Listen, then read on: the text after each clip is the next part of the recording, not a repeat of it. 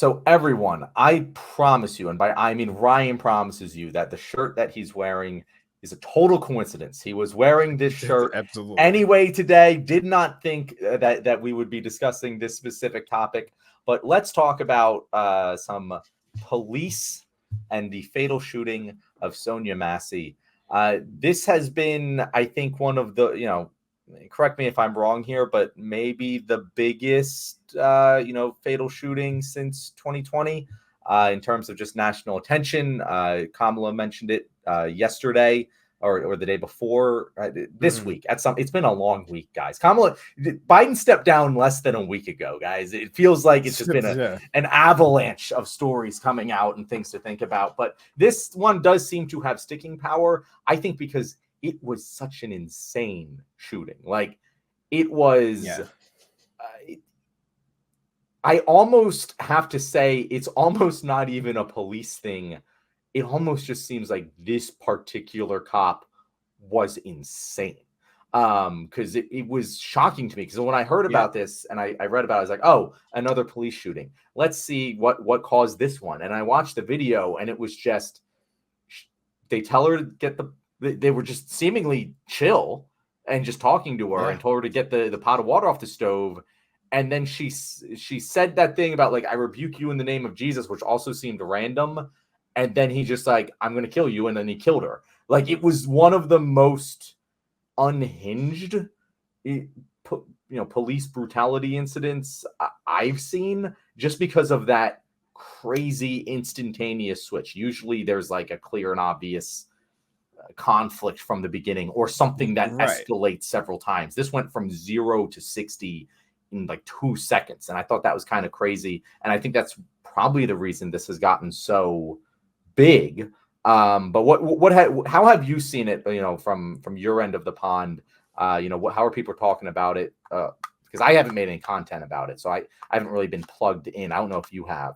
I did make some, I made some, a couple of pieces of content talking about it, talking about the story itself and some aspects of it as far as what the issues with individualization of, like, that officer. Like, I do believe, like, I think that guy went there and saw an opportunity. I think he is a intraspecies predator. I think he legitimately was like, I want to hurt somebody. You see in the beginning of the video that he asked her how her mental health is, but that's just because she has a hospital tag on.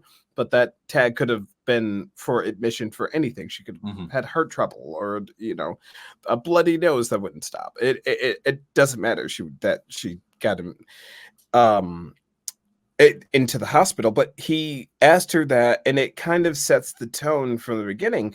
And like you were saying, they were laughing and joking. That's the part that is so very strange, is that they're joking and they're laughing, and it seems like they keep kind of asking her strange questions. She escalates a little bit, like she gets uncomfortable. You kind of see her energy rise, and then he tries to calm her down. And it's like, okay, that seems fine. But then they mention the water. So like it like timeline of things. They mentioned the water. She's sitting on the couch and she's asked about this boiling pot of water that's on the stove. She gets asked about it. She says, oh, don't worry, I'll just go and turn it off. So she goes and she turns off the stove, and then she takes the water and she starts pouring the water out into the sink. That is one of the more important parts that I'm like, why doesn't anybody talk about that? She's pouring the water out.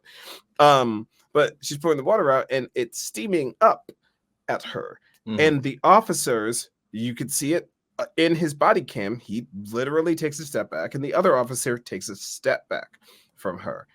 That prompts her to kind of like joke at them, like, oh, were you guys nervous or something? And then they repeat to her, they say like, oh, the water's steaming, we just didn't want to get hit with hot water, you got all that hot water over there, we're going to stay safe over here. And she's pouring the steaming water out.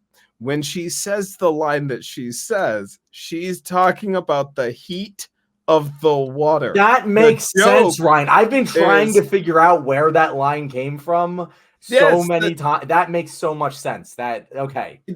so she says to the pot of water, because I rebuke you in the name of Jesus. And as she's pouring steaming water out, the steam is coming up, and the officer asks her again, what did you say? Huh? What was that?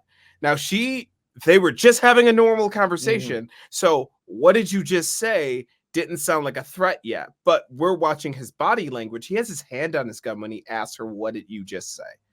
And she says, but also she can't see him because he's on the other side of that shelf. So she repeats herself because she made a joke. And he says, you better not, or I'll shoot you in the effing face. She still is in joke mode. She's in play mode. She isn't registering what he's just said to her as an actual threat because it's insane. Like it wouldn't be a normal thing that somebody would normally say, but she can't see what we can see is that he had his hand on his gun the whole time. So as soon as she goes, oh, okay, whatever she says, he pulls the gun on her, and the first thing out of her mouth as soon as he pulls the gun is, "I'm sorry, sir. I'm so sorry. I'm sorry, sir." And then as he's pointing the gun at her and telling her to drop whatever she's dropping, the pot is down on the counter or in the sink. It's hard to tell from the angle right away. But she ducks underneath the counter, and then he walks around the counter to shoot her through the top of the head. That's the part where I was like, okay, well, first-degree murder is premeditated. That's going to be so hard to prove with a police shooting. I was surprised that they charged him with that because I was like, what's on this body cam? I knew it was going to be that because what's on the body cam that made them think that it was premeditated?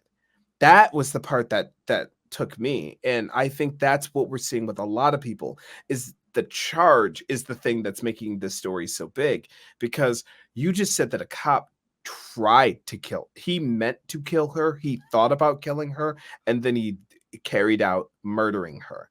And we haven't charged a cop like that. We charge cops with second-degree murder, manslaughter, accidental death, all of these other kind of passive sounding charges, and definitely lesser charges, but not first degree murder. Like you premeditated and you thought about doing it. I can't remember. I'll look up the second if Derek Chauvin was charged with first degree murder. I thought it was second degree, but I can't remember off the top of my head.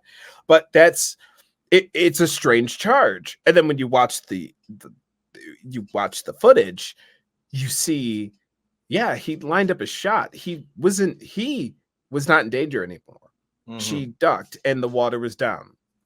And also, just a quick aside to anybody that wants to justify this, have you thrown a pot of water before? Like a stew pot, like a quart, like a 10-quart pot full of water. Have you ever thrown that?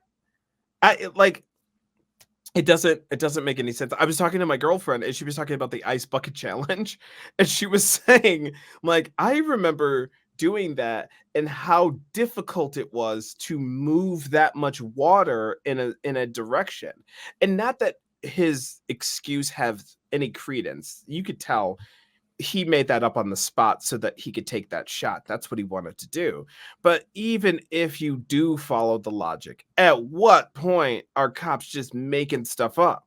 At what point do we say, y'all are afraid of everything because this little old woman from 30 feet away throwing a full pot of water at you, and there's a gigantic obstacle taller than her in the way? You told me that you're telling me that you were in such danger that you needed to immediately use lethal force after she had fallen to the ground of her own volition. There was nothing else in your little Batman toolkit that you could have used to subdue this person. Your little It, Batman toolkit. I love the idea of him having a batarang that he could have but used. it feels like that's what the other big belts. My dad was a state trooper for 25 years. I always thought that he looked like Batman with this little toolkit full of stuff. But but at I think this is one of those kind of open and shut videos where people know what they saw, and they're like, that's why it's getting the attention. There is no ambiguity in this video, and anybody is just being disingenuous if they're trying to even have an argument about it. There is no way to watch that video and get that anything that officer did was justified. No one thinks it. His department doesn't think it. That guy that the body cam footage is from doesn't think it. The other 4 dudes that ratted him out don't think it. Like, I don't know why you're siding with something that people aren't. Like, other police officers are saying this was murder. And you're all still trying to justify this, and I don't get why. What have you seen as far as like pushback or anything like that? I mean, I haven't even seen any, because it is a weird case where it's really open and shut, as you said. It's, if you watch the video, it's just so obvious that this guy just snapped or wanted, like, as you said, could be premeditated. Like, who knows? Like, he might have, because he told her, correct me if I'm wrong, but he told her to get the water so it didn't like cause a fire or whatever. And it's like, did he do that with premeditation, knowing that it could be considered a weapon and he could kill her? Like, who knows? I don't know. I'm not in his head. But what I do know is that when a normal person watches that, even someone who's very staunchly pro-police, you're going to see someone murder someone. Like that, there's really no argument to be made that his life could have been in danger because of the instantaneous escalation entirely by him and then straight to shooting. It's clean cut. But I often, I'm not a huge fan of like the ACAB phrase, because, that I don't think all cops are bastards. I think there are a lot of good people who are cops who genuinely want to help their communities and be a good person. And the problem with policing is that it turns good people into bastards. That when you have a system of police that, and this is well documented all over and over again, that is constantly training its officers that people are dangerous and that they might not make it home to their families, and that they need to treat everyone with incredible suspicion and give them a gun on top of that, you're going to create situations systematically where people end up getting shot by not a bastard, by someone who was just genuinely scared because they were trained to be scared. And this is not that situation. This genuinely is. This cop's a bastard. He's deep down wanted to kill that person for whatever reason. And he's just a bad person who also happened to be a cop and given this position of power. However, I do think that there's a lot of cases where the police still systemically failed here, because every job has the potential to hire a psychopath who's going to end up, shooting up the office. It's not just police. That happens in every job where, we hired a crazy person and we didn't know, But what the police did in this situation is he said that it was self-inflicted. Now, he's going to report whatever it is. He said that she shot herself. Clearly a lie. We all know that's a lie now. But the police then told the family that it was self-inflicted. And they covered up his lie, even knowing that there was body cam footage and that it would become public. Their knee-jerk reaction was to close ranks and lie.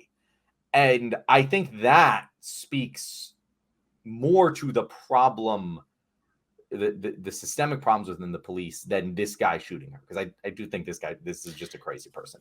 But the reaction of the police as a whole is very telling as to why people don't just trust the fucking police.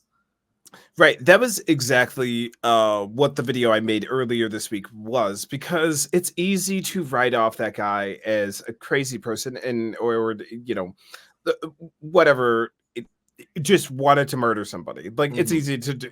Also, I've just found myself doing it, and I want to correct myself. It's easy to say that this person had mental health issues or whatever.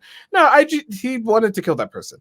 We Mhm. perceive that He as might something have that mental is health. He probably has mental health issues, right, but right, right, right. it's not like an Yeah, excuse for wanting to kill but someone. that's not the excuse, and that's not the reason. And everybody who has mental health issues isn't a violent killer. That guy was a violent killer that probably also had mental health issues, or Mhm. could have, or just the scarier thought is interest. As soon as I learned about this intraspecies predator, I was like, that explains a lot of things that we see. But I think it's way scarier is that he just wanted to, and Mhm. then he did. Um, but I think the more important thing, and this is what I tried to point out in the video, is that like it or not, and this is not an endorsement of what happened, but like it or not, that officer that we see the body cam footage from, he followed the policy. He Mhm. did what he was supposed to do. Now, here's the disconnect because people go, oh, well, he should have done this. He should have done this. He should have administered aid. He should have done this. And I go, yeah, you're absolutely right. As like a normal, empathetic person that isn't wearing a, the same uniform and a badge, that's what I would have done. But if I had the uniform and the badge, I shouldn't have done that. This is why when we talk about policing as like a holistic fix, it, the good apples, it almost doesn't matter if but I mean the full saying applies here, right? One Mhm. bad apple spoils the bunch. That's the Mhm. full saying. And if People you have forget a that good when they talk about one bad apple, don't they? exactly, they do because what I say is you can either be a good person or in a bad cop, or you could be a good cop and a bad person, but you can't be a good person that's a good cop because a good cop is somebody that does their job. Every time we describe a good cop, it is always a police officer that is legitimately not doing their job. They're not doing the thing that they're trained to do. They're going outside of their training because I think for most people, human nature conflicts with the job of being a police officer because you have to do pretty inhumane things all the time in the course of how we've structured policing right now. And if you want to go back to the history of it, because I'm sure somebody will try to inform you via email or comment or whatever, that the history of policing in the United States we have that draws back to slave catchers, right? That's where we even get the insignia of the star. And yes, the insignia of the star was used all over the world as the insignia of like some sort of shield or something like that. Yeah. We all know, but it in the United States it travels back to slave catchers, and so you have the concept that first appears as like your first major police station, like actual police station. You have these pop up in New England and in the Boston area, and that's where the militia stop being malicious and they start being police officers, right? And they carry on those same insignias and they carry Mhm. those same ways of handling the public because you can't teach, like you just said, you can't teach a person that everyone you interact with is a threat. Once you're in this uniform, everybody you interact with is a threat. You lethal force is supposed to be second, but probably try it first. um, you should be scared. You should be on your toes. Make it home. Make it home. Make it home. Better to be judged by 12 than carried by 6. All these things that get Mhm. wrapped up in your mind where you have this moment when it does happen, you can't be a good person. Mhm. An aspect that people don't talk about with the body cam footage either is that yes, it's true that it was around somewhere like 2 minutes and 9 seconds, I think it was, between uh before the second officer, the body cam officer, actually goes and gets a medical kit and tries to administer aid. He asked to do that Mhm.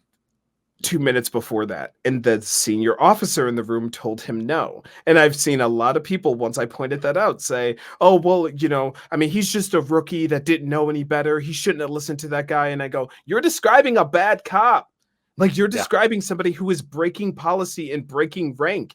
Like, eh, there. ingrained, you could almost argue brainwashed into not breaking rank because that gets people killed. Like Mhm. breaking rank gets people killed. Do what you're told. Do what you're told. Do what you're Not to told. mention, even beyond breaking rank of it all, if I just watched a guy murder someone in cold blood like that, I'm gonna do what he says. I'm not gonna push back too hard on him, just on a personal level. Like, I'm sorry, woman who's bleeding out on the floor, but I'm not pissing that guy off right now. Like, just on a personal level.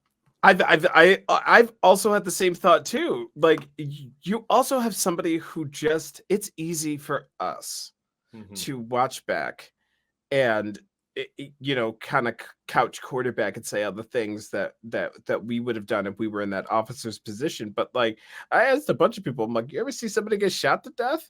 Mhm. Have you ever seen somebody get shot? Have you ever seen a gun? Have you ever seen a handgun? Have you ever seen a handgun get pulled on somebody? I know that they're police officers and this is part of their job and they probably do see it a lot more than the average Mhm. civilian does. But I don't know. I'll put it to you like this.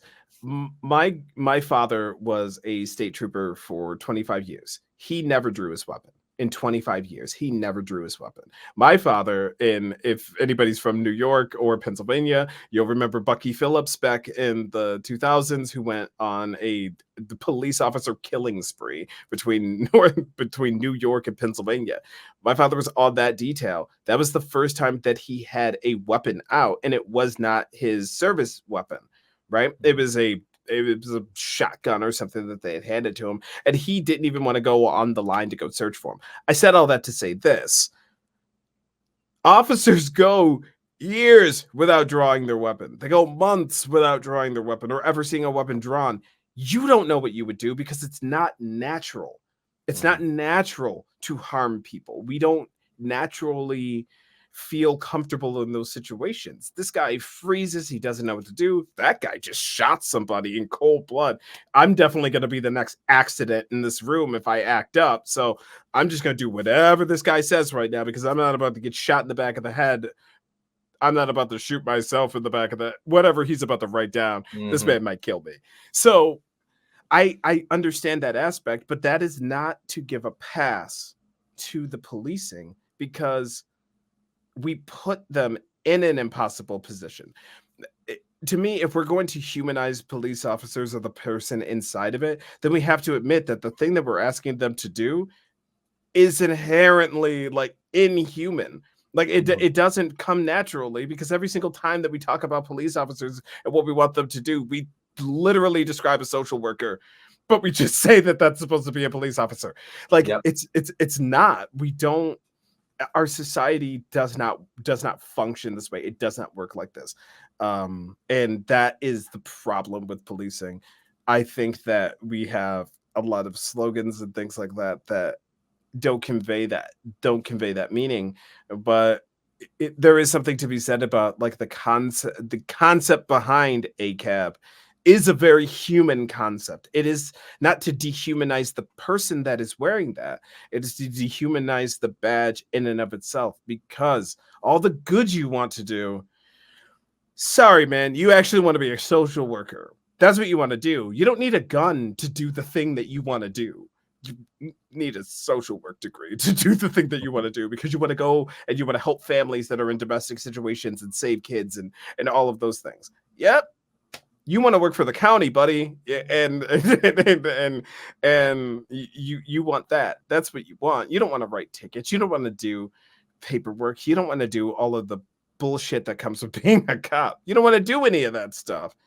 You want to help people. So go out there and help people because your job by nature caters itself to people who can dehumanize the public. It's easier to be a cop if you don't see people as people. It's hard to be a cop when it hits you.